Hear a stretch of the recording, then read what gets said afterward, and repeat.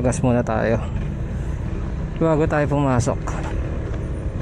Grabe oh, tingkad ng araw.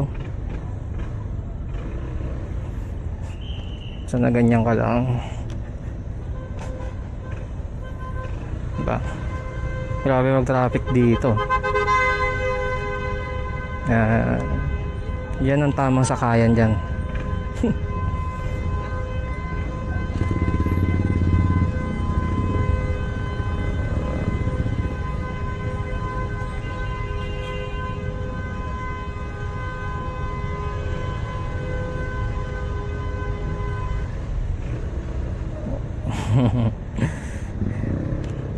Kahit malobat yung battery mo, hindi tatabi ang mga jeep dyan.